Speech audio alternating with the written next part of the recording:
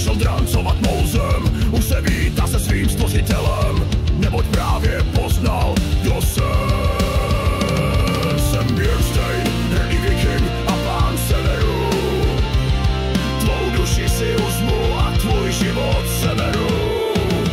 Gondul volám ze skal svou valkýru z plných plic. Chtěl jsem tě líbat, však stále žiju, takže dnes zase nic.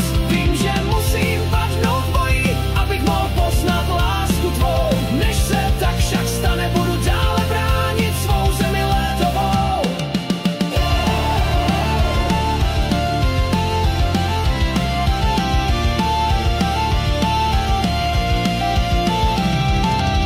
Odine, ty jež na nás slížíš z Asgardu. Bojujeme za tebe věrně zde na Midgardu. Bojujeme za tou čest tak, abychom vždy vyhráli. Použijeme Lokiho les, aby nepřátelé do ní padli.